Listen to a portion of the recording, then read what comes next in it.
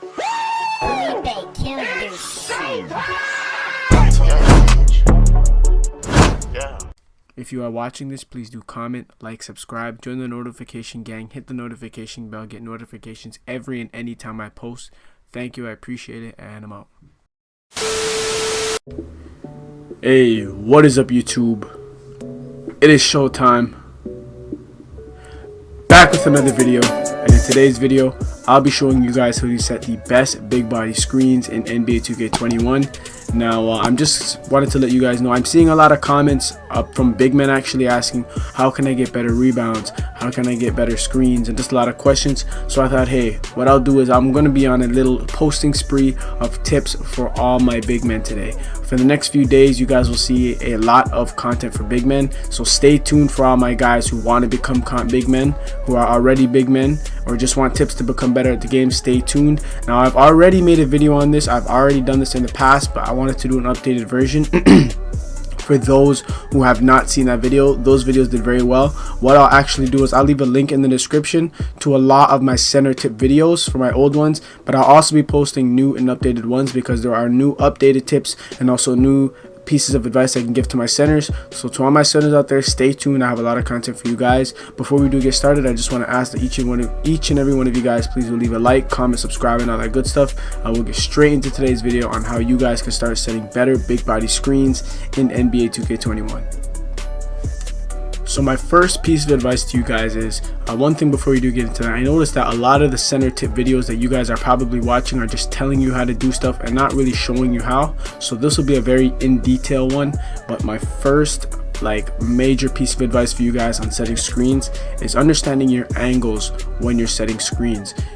It's important to understand which way that your guard that you're playing with likes to go. So say your guard prefers to go to the left corner, you want to have strong screens that are going to get him to that open corner. So what I'll do is here, I'll actually leave kind of like a little clips, maybe a clip or a few clips of me doing so. So when a guard is trying to get open, as you guys know, the lock sits corner, and it's basically just like the guard in the center on offense. Your job as a center is to get your guard open. If your guard is not able to get open, or you can't get him open, it is your fault as to why you guys are losing the game. It's not a hard concept to understand. I know it's a bit harsh for you big men out there, but it's something you guys got to understand. It is nobody's, besides dribbling and besides them being able to shoot the ball, it's your job to get them open. If you can't do so, you are not a good big man. So it's important that you guys are understanding which corner that they're strongest in. So maybe even ask the question, which corner do you prefer to go in, whether he says left or right, and you got to get him open. So as you guys can see here, I'm setting screens and angles to get them open, and they're hard body screens. It's all about angling how high you set your screens and what direction they want to go in. So that is my first piece of advice. Now, another thing that you guys want to pay close attention to when you're setting screens for your guards is actually how high you're setting your screens. You guys should be setting high screens, especially when you're in the stage. Everybody is trying to play tight defense. These locks are getting better. These locks have clamps, they have trapper, they have intimidator, and you want to keep the defender as far away as possible. You guys have to make sure that you guys are setting a high screen.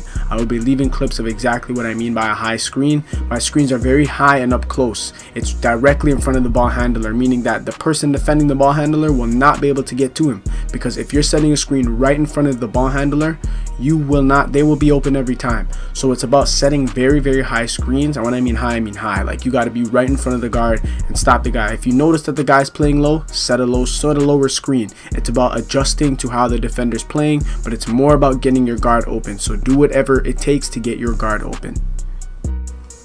Now, another very important thing that plays a factor in how good your screens are is the iron wall badge. Now, the iron wall badge does help.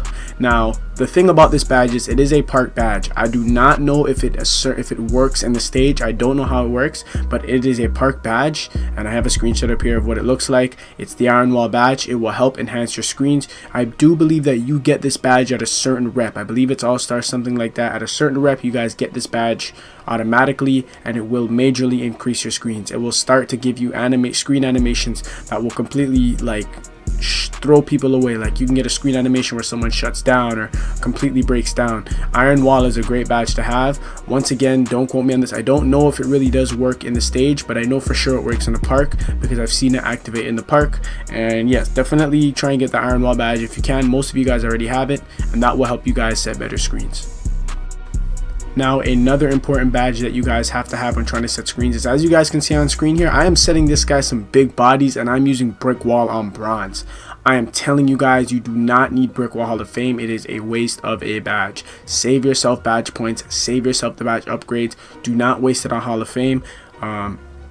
This is something that I've started to more catch on to now. I always liked Hall of Fame. I gave bronze a try, and I really do not need a Hall of Fame. You guys can use Brick Wall on bronze. At the end of the day, it's you guys' preference. So if you want to go Hall of Fame and play it safe, go ahead. But I'm telling you, there is no difference between Brick Wall bronze, silver, gold, and Hall of Fame. There is no difference. Go ahead, save yourself some badge points, and go ahead and use the Brick Wall bronze badge. Now, another thing that you guys want to pay very close attention to, which is something it may be minor in you guys' eyes, but it really does affect your screens, is your weight. Your weight plays a small factor in your screens. These 190 builds, they can set good screens. The blah build, they set good screens. They're only 190 pounds. They're not the heaviest build, and they still do set good screens. So I don't want to say that weight plays a huge factor in your screens, but in a way, the higher your strength, the better screens you'll get ultimately. Now, the build that I'm using in this build, and the only build that I use, is my 6'8", 274-pound Bigman. It's just the one. It's a day one build. I never did come around to make another build. Now, I'm not saying this is the best Bigman build, but it is the Bigman build that I use. I haven't made another one. I didn't want to spend VC on current gen again, and I just stuck with this build, and it works for me. I know it may not be the fastest or the best Bigman build, but it works for me. Honestly, I feel like I can make the blah build if I want to be even better, but honestly, I do not feel like grinding or spending VC on this game. It is trash. I really don't care about it. So this is the build that I'm using, but your weight does play somewhat of a factor. I feel as if I set like a little bit better screens than the usual center because I am 274 and a day one build. But do just take a look at your weight. It might play a major factor in how good your screens are. I'm not saying that people with lower weight set worse screens, but people with higher ones just do set better screens. Now, my last tip to you guys is, it's a little bit hard to explain, but I like to call this the run in screen. Now, this screen animation is probably the best one that you can get. Not a lot of people, it's just something I kind of made up that works for me. It's called the run in screen animation, where I actually hold R2, run to the defender, and hold the screen. Now, you have to be careful that you don't get an illegal with this method, but this method does work for a whole lot of people. If you actually run into a screen, that's how you get the bigger animation. So you guys will sometimes, you big men out there who's setting a lot of screens, have you guys ever got like an animation where a big body screen hit and the person shuts down or they fly away?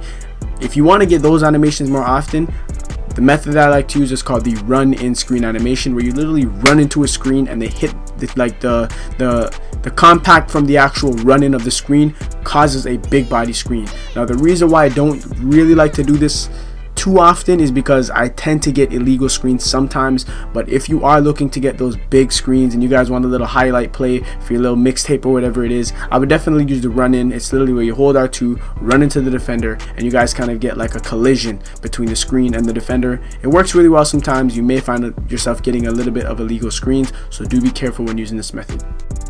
Now, that is all for today's video, guys. I hope you guys did enjoy this quick little video that I put together for you guys. Once again, please do like, comment, subscribe. I hope I was able to help with these screen videos.